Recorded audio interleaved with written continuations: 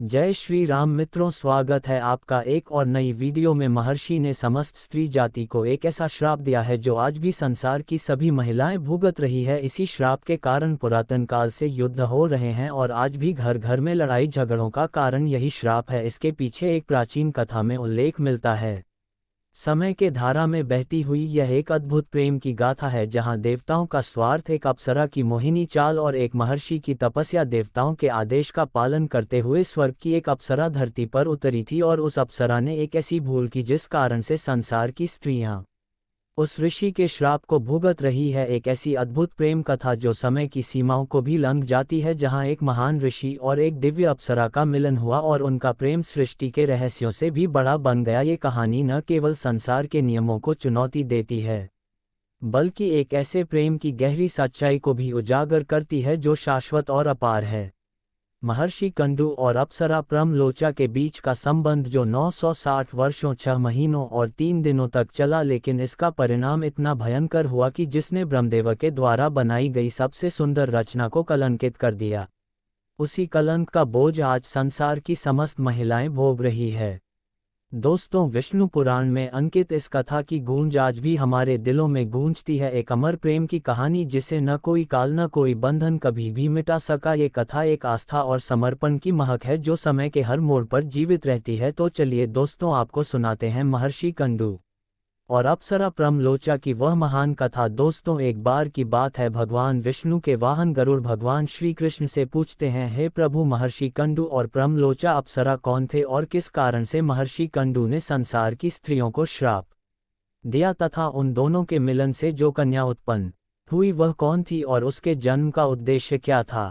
कृपया मुझे इस विषय पर ज्ञान प्रदान कीजिए। भगवान श्री कृष्ण कहते हैं, हे गरुड़, महर्षि कंडू और प्रमलोचा की गाथा केवल एक कथा नहीं, ये स्वर्ग, पृथ्वी और तप की मर्यादाओं का संगम है जिसने संसार के नियमों को चुनौती दी। यह गाथा एक ऐसे प्रेम की है जो समय से परे है और एक ऐसे श्राप की जिसने सृष्टि के सबसे सुंदर सत्य स्त्री जाति को अनंत संघर्ष में डाल दिया। ये सुनकर गरुड़ का मुख आश्चर्य और जिज्ञासा से भर गया। उन्होंने विनम्रता से पूछा, हे प्रभु, वह कौन सी घटना थी जिसने महर्षि कंडू को ऐसा कठोर देने पर विवश किया, और वह प्रमलोचा जो स्वर्ग की मोहिनी अप्सरा थी कैसे इस गाथा का हिस्सा बनी। श्री कृष्ण कहते हैं, ही गरुड़, ये कथा केवल प्रेम और तपस्या की नहीं, यह एक परीक्षा की भी है। देवताओं का स्वार्थ, प्रेम लोचा का मोहिनी जाल और महर्षि कंडू की तपस्या, इन सब का संगम एक ऐसा चक्र रचता है जो सृष्टि के नियमों को तोड़कर एक नई दिशा देता है। ये कहानी उन क्षणों की है जब एक दिव्य प्रेम ने समर्पण की सीमाओं को लंघ दिया और एक भूल ने अनंत पीड़ा को जन्म दिया। गरुड़ ने अत्यंत श्रद्धा से कहा, हे प्रभु, मैं इस कथा को सुनने के लिए अत्यंत उत्सुक हूँ। कृपया मुझे बताइए कि ये दिव्य और रहस्यमयी गाथा कैसे आरंभ हुई। भगवान श्री कृष्ण कहते हैं, ही गरुड़, ठीक है, अब मैं तुम्हें वह कथा सुनाने जा रहा हूँ, इसे ध्यान से सुनो। हे गरुड़, ये कथा उन दिनों की है जब गोमती नदी के किनारे एक अत्यंत रमणीक स्थान पर कंडू मुनि तपस्या में लीन थे। उनका तप ऐसा था जैसे सूर्य की प्रखर किरण एक दिन के समय में सारी पृथ्वी को आलोकित करती है। उनके तप का प्रभावित प्रबल था कि वहाँ का वातावरण तेज से आलोकित हो रहा था। गोमती के निर्मल जल में उनकी तपस्या का प्रतिबिंब एक दिव्य आभा के रूप में झलक रहा था। पशु पक्षी भी उनके तप से प्रभावित होकर मौन हो गए थे। आसपास के पेड़ पौधों की पत्तियां भी मानो उनकी साधना के सम्मान में झुकी हुई थी। महर्षि कंडू का तप जैसे जैसे गहन होता गया, वैसे वैसे उनकी तपस्या की ऊर्जा त्रिलोक में फैलने लगी। महर्षि की इस तपोबल से देवलोक में एक हलचल मच गई। देवताओं के राजा इंद्र को ये सोचकर चिंता होने लगी कि यदि कंडू मुनि अपनी तपस्या को पूर्ण कर लेते हैं तो वे इतनी शक्ति अर्जित कर लेंगे कि स्वर्गलोक के सिंहासन को भी खतरा हो सकता है। इंद्र का मन अशांत हो गया। इंद्र इस विचार से व्याकुल होकर सोचने लगे, कर महर्षि कंडू ने इस तपस्या को पूरा कर लिया तो वह मुझे स्वर्ग के सिंहासन से हटा सकते हैं। यह विचार उनके मन में बार बार उठने लगा। देवराज इंद्र ने तुरंत देवताओं को बुलाया। उनके सामने अपनी चिंता प्रकट करते हुए इंद्र ने कहा, हे देवतागण, महर्षि कंडू के तप का प्रभाव दिनों दिन बढ़ता जा रहा है। उनका इतना प्रबल हो गया है कि हमें उनके आगे अपने सामर्थ्य में कमी का अनुभव होना लगा है। यदि यह यूं ही चलता रहा तो उनकी तपस्या से उत्पन्न शक्ति हमारे स्वर्गलोक को अस्थिर कर देगी। इंद्र के शब्दों में बेचैनी और असुरक्षा साफ झलक रही थी। अन्य देवतागण भी विचार करने लगे कि आखिर इस समस्या का समाधान कैसे किया जाए।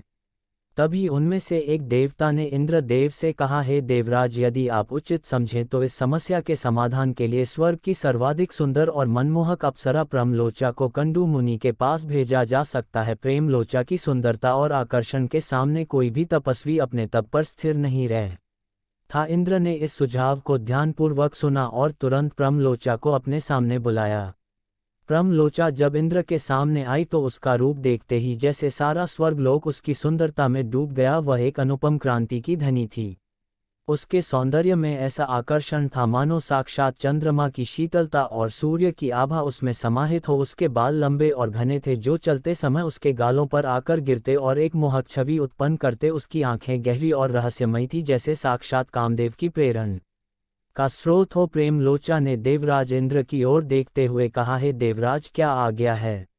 आपने मेरा स्मरण क्यों किया? इंद्र ने प्रेमलोचा की ओर देखते हुए कहा, हे प्रेमलोचा, मैं तुम्हें एक विशेष कार्य सौंपता हूँ। महर्षि कंडू का तप हमारे लिए एक समस्या बन गया है। तुम्हें अपने सौंदर्य और मोहिनी चालों से उन्हें अपने तप से विचलित करना होगा, उन्हें अपनी साधना से करना हमारा उद्देश्य है। तुम्हारे पास इस कार्य को पूर्ण करने की अद्वितीय क्षमता है। प्रेमलोचा ने इंद्र की बात सुनी और हंसते हुए कहा, हे देवराज, यह मेरे लिए सौभाग्य की बात है कि आप मुझ पर इतना विश्वास करते हैं। मैं इस कार्य को पूर्ण करूंगी। महर्षि के ताप को भंग करना मेरा उद्देश्य होगा और मैं उन्हें अपने सौंदर्य के मोहपाश में बांधने का हर संभव प्रयास करूंगी। इसके बाद इंद्र ने प्रेमलोचा को आशीर्वाद दिया और कहा, प्रेमलोचा, याद रखना कि यह कार्य अत्यंत सावधानीपूर्वक करना है।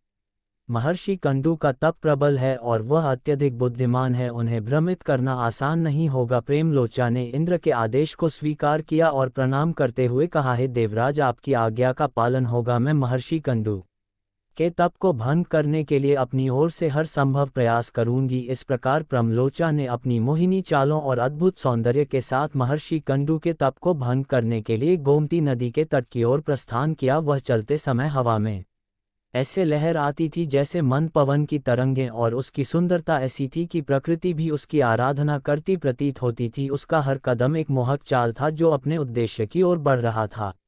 भगवान श्री कृष्ण ने कहा, हे गरुड़ प्रेमलोचा, जो स्वयं सौंदर्य और मोहकता की मूरत थी, बड़े ही आत्मविश्वास और धैर्य के साथ गोमती के उस पावन तट पर पहुंची जहां महर्षि कंडू अपने गहन तप में लीन थे। जैसे ही उसने अपने सौंदर्य का जादू बिखेरते हुए अपनी चाल में नजाकत लाई, नदी का जल भी मानो उसकी छवि से झिलमिला उठा। चारों ओर का वातावरण उसकी मोहिनी उपस्थिति से भर गया।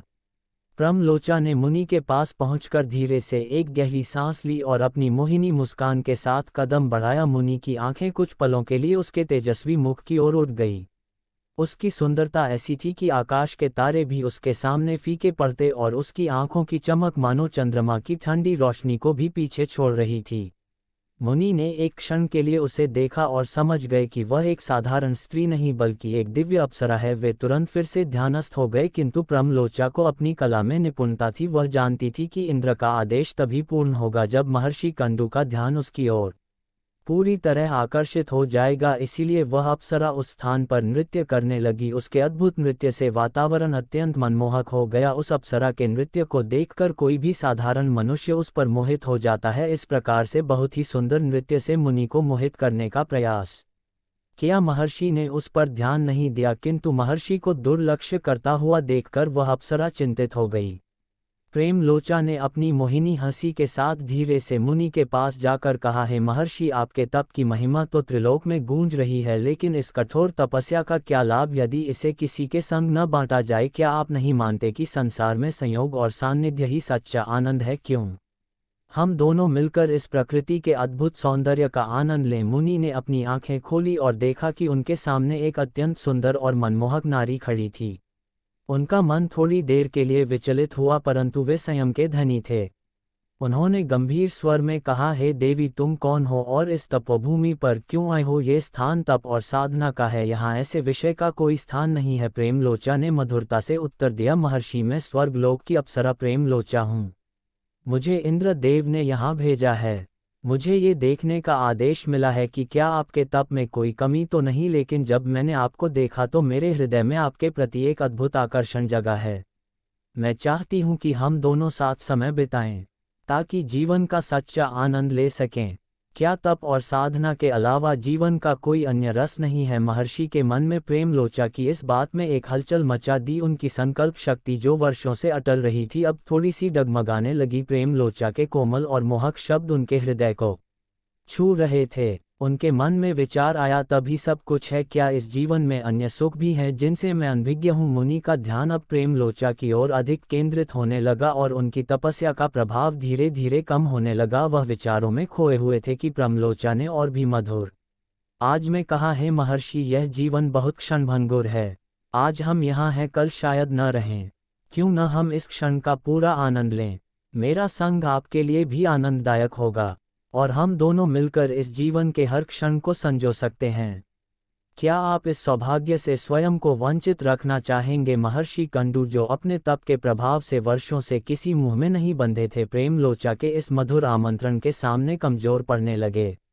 उन्हें यह विचार धीरे धीरे भाने लगा कि शायद जीवन का अर्थ केवल तपस्या ही नहीं है, बल्कि प्रेम और आनंद में भी कुछ सार्थकता है।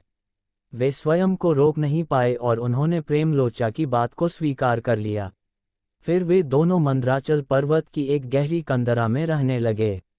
प्रेमलोचा ने अपनी मोहिनी शक्तियों से मुनि को इतने गहरे भोग विलास में डुबो दिया कि मोनिका तब लगभग समाप्त ही हो गया। वह कंदरा जो कभी तप का केंद्र होती अब प्रेमलोचा की हंसी और क्रीड़ा का स्थल बन गई थी। मुनि अपने तप के मार्ग से भटक गए और प्रेमलोचा की मोहिनी छवि में पूरी तरह से खो गए। इस प्रकार कई वर्षों तक प्रेमलोचा और महर्षि कंडू का संगम चला। मुनि का तप जो एक समय में उनके जीवन का आधार था, प्रेमलोचा की मोहिनी सुंदरता में पूरी तरह से विलीन हो गया। एक दिन जब बहुत समय बीत चुका था, प्रेमलोचा ने मुनि के पास जाकर कहा, हे मुनिवर, मैंने आपके साथ अनगिनत सुंदर क्षण बिताए हैं। आप जैसे महान तपस्वी का सानिध्य मेरे लिए सौभाग्य की बात रही है, किंतु अब मेरा मन स्वर्ग लोक लौटने के लिए व्याकुल हो रहा है। मुझे मेरे कर्तव्य की याद आ रही है। मैं आपसे विनम्र निवेदन करती हूँ कि मुझे जाने की अनुमति दें। कंडू मुनि, जो प्रेमलोचा के प्रेम में इतने गहरे डूब चुके थे कि उनके जीवन का हर आनंद उसी से जुड़ा हुआ था, ये सुनकर व्याकुल हो गए। उन्होंने अपनी गहरी आंखों से प्रेमलोचा को देखा और कहा, है भद्रे, तुमने मेरे जीवन को एक नए रंग से सजाया है। तुम्हारे साथ ने मुझे वह सुख दिया है जो तपस्या के वर्षों में भी नहीं मिला। यदि तुम चली जाओगी तो मैं अकेला कैसे रहूंगा? ये स्थान तुम्हारे बिना सूना हो जाएगा। कृपया कुछ समय और ठहर जाओ। प्रेमलोचा ने मुनि की इस गहरी आकांक्षा को देखा और उनकी भावनाओं का आदर करते हुए रुकने का निर्णय किया। उसने सोचा, मुझे थोड़ी और समय तक रुकना चाहिए। मुनि के प्रति मेरा कर्तव्य अभी समाप्त नहीं हुआ है। इस प्रकार प्रेमलोचा और 100 वर्षों तक मुनि के साथ रही। इन वर्षों में कई बार प्रेमलोचा ने मुनि से विदा लेने की बात की। वह कहती है, महर्षि, मैंने यहाँ पर्याप्त समय बिताया है, अब मेरा स्वर्गलोक लौटना अनिवार्य है। किंतु मुनि हर बार उसे रोक लेते हुए कहते, प्रेमलोचा, तुम्हारे बिना ये स्थान सूना हो जाएगा। मेरे जीवन में आनंद और प्रेरणा का स्रोत केवल तुम हो। अगर तुम मुझे छोड़कर चली जाओगी तो मैं इस संसार में अकेला पड़ जाऊंगा। प्रेमलोचा ने मुनि की इस बात को समझा और हर बार अपनी वापसी को टाल दी गई। वह उनके प्रेम और स्नेह को ठुकरा नहीं पाए, लेकिन हर बीतते वर्ष के साथ उसका हृदय स्वर्गलोक लौटने के लिए बेचैन होता जा रहा था। फिर एक दिन प्रेमलोचा ने पुनः मुनि से कहा, हे ऋषि, अब समय आ गया है कि मैं स्वर्ग लौट जाऊं। मैंने आपके साथ बहुत समय बिताया है, लेकिन अब मुझे जाने दीजिए। मुनि ने फिर से उसे रोकते हुए कहा, प्रिय, अभी कुछ और समय रुक जाओ। तुम्हें आए हुए कुछ समय ही हुआ है और तुम जाने की बात कह रही हो। तुम्हारे बिना मेरा जीवन सूना हो जाएगा। प्रेमलोचा ने अब धैर्य खो दिया था। तब प्रेमलोचा ने धीरे से कहा, हे महर्षि, अब समय आ गया है कि मैं स्वर्गलोक लौट जाऊं। मैंने आपके साथ अत्यधिक समय बिताया है। आपके सानिध्य ने मुझे बहुत कुछ सिखाया है, लेकिन मेरा स्वर्गलोक लौटना अनिवार्य है। कृपया मुझे जाने की अनुमति दें। मुनि कंडू, जो अब तक प्रेमलोचा के मोहपाश में पूरी तरह बंध चुके थे, इस बात को सुनकर व्याकुल हो गए। उनकी आंखों में उदासी और उनके स्वर में गहरी भावनाएं झलक रही थी। उन्होंने कहा, हे प्रिय, तुम इतनी शीघ्र जाने की बात क्यों कर रही हो? तुम्हें आए हुए तो मानो कुछ समय ही हुआ है। तुम्हारे बिना वन, यह नदी और मेरा जीवन सूना हो जाएगा। कृपया कुछ और समय ठहर जाओ। प्रेमलोचा, जो अब तक मुनि के आग्रहों को मानती आई थी, इस बार धैर्य खो बैठी। उसने अपने भीतर की पीड़ा को बाहर लाते हुए एक गहरी मुस्कान के साथ कहा, है महर्षि कि आपको वास्तव में ऐसा लगता है कि मैं आज ही यहाँ आई हूँ। ये का मोह है जो आपको समय का भान नहीं होने देता। आपको जानकर आश्चर्य होगा कि मैंने आपके साथ 900 वर्षों से अधिक समय बिताया है। ये सुनकर मुनि के मुख पर एक विस्मयकारी परिवर्तन हुआ। उनकी आंखें चौड़ी हो गई और उनके भीतर का शांति का भाव क्षण भर में क्रोध और ग्लानि में बदल गया। उन्होंने अविश्वास भरे स्वर में कहा, 900 वर्ष, ये कैसे संभव है? मुझे तो ऐसा प्रतीत हो रहा था कि तुम अभी अभी यहाँ आए हो। ये समय इतनी शीघ्र कैसे बीत गया? प्रेमलोचा ने गंभीरता से उत्तर दिया, है महर्षि, यह सत्य है। मैंने आपके साथ 960 वर्षों से अधिक समय बिताया है। आपका तब इतना प्रबल था कि मेरी सुंदरता और मोहिनी शक्तियां भी इसे तुरंत भंग नहीं कर सकी।